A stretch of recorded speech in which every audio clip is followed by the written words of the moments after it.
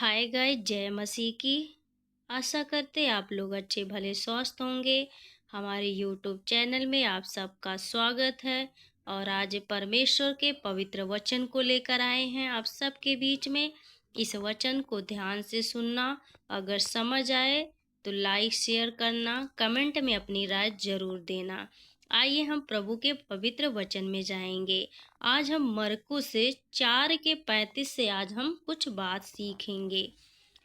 यहाँ प्रभु लिखा है, आंधी को शांत करना। इस वचन को सब जानते हैं, लेकिन आज हम पढ़ेंगे। यहाँ लिखा है, यीशु उसी दिन जब सांझ हुई तो उसने चेलों से कहा, आओ हम पार चले।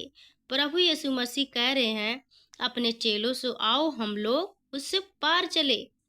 और 36 में लिखा, और वे भीड़ को छोड़कर जैसा वह था वैसा ही उसे नाव पर साथ ले चले, और उसके साथ और भी नावें थी। तब बड़ी आंधी आई और लहरें नाव पर यहाँ तक लगी कि वह पानी से भरी जाती थी, पर वह आप पिछले भाग में गद्दी पर सो रहा था। तब उन्होंने उसे जगाए, उसे कहा, हे गुरु, क्या तुझे चिंता नहीं कि हम नष्ट हुए जाते हैं? तब उसने उठकर आंधी को डांटा और पानी से कहा, शांत रह, थम जा। और आंधी थम गई, बड़ा चैन हो गया। मेरे प्यारे भाई बहनों, और यहाँ हम पढ़ेंगे, लिखा है और 40 में यहाँ लिखा है, और उसने कहा कि तुम क्यों डरते हो? क्या तुम्हें अब तक विश्वास नहीं? वे बहुत ही डर गए, आपस में बोले, यह कौन है कि आंधी और पानी भी उसकी आज्ञा मानते हैं।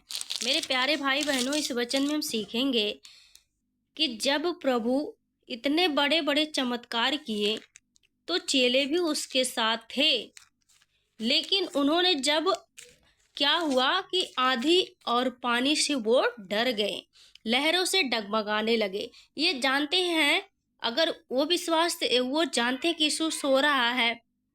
अगर उसे चेलों ने कहा कि हे प्रभु तू सोए जा, लगता है कि उस चेलों के अंदर था कि जो प्रभु सो रहे हैं तो हमें उसे जगाएं, वही कुछ कर सकते हैं। इस इच्छा से उन्होंने जगाया, लेकिन चेलों के अंदर जो है डर था। डर के वजह से वो डरने लगे, कहे, प्रभु तू सोए जा रहा, हम डूबे मर रहे। मेरे प्यारे भाई बहनों, कई बार हमारे जीवन में जब तूफान, बाढ़े या बीमारी कुछ भी आती है तो क्या होता, वह समय हम विश्वास को अपने छोड़ देते हैं। कहते, प्रभु तू कहाँ है, प्रभु तू कहाँ? जैसे चेले कह रहे कि प्रभु तू सोए जा रहा। और उन्हें पता है कि जो नाव में सो रहा, जो प्रभु यीशु है, वो जब मुर्दों को जिला सकता, सब कुछ कर सकता है, तो ये आधी पानी भी उसकी आज्ञा को मानते हो सही कर लेंगे। लेकिन चेलों ने वहां क्या हुआ, अल्प विश्वासी। प्रभु ने उन्हें क्या किया, हे अल्प विश्वासियों। क्यों कहा प्रभु? क्योंकि उनके अंदर उस समय विश्वास खत्म हो गया था। वो सोच रहे कि अब हम मर जाएंगे। तो कई बार हमारे जीवन में इतनी बड़ी जब कुछ भी परिस्थितियां आती है, जब हमें कुछ नहीं दिखता, तो हम प्रभु को कहते, प्रभु तू कहाँ है? प्रभु मेरे जीवन में परिस्थितियां क्यों आई? तो हम क्या करते हैं, प्रभु से सवाल करने लगते हैं। मेरे प्यारे भाई बहनों, प्रभु लोगों चेलों से कहता कि हे अल्प विश्वासियों, तूने मुझ पर विश्वास नहीं किया। तो मेरे प्यारे भाई, हर परिस्थिति में हमें क्या करना है, प्रभु पर भरोसा रखना। नहीं कहना प्रभु तू कहाँ कहाँ कहाँ है। प्रभु आप सबके पास रहते हैं, आपके हृदय में। आप वचन कहता कि उसकी आंखें हमेशा अपने बच्चों को देखती रहती है। तो हर परिस्थितियों को प्रभु के सामने लाएं, प्रभु से बात करें, प्रभु से प्रार्थना करें, तो प्रभु जरूर आपकी बातों को सुनेगा। प्रभु ने जैसे इस आंधी को डांटा, पानी से कहा, शांत रह, थम जा, क्या हुआ, थम गया। वैसे हमारे जीवन में जब हम प्रभु से प्रार्थना करते हैं, प्रभु से कहते हैं, तो हमारे जीवन में जो भी आंधी, तूफान, लहरें, जो भी बीमारियां, जो भी शैतान लाता है, प्रभु शांत कर देता है।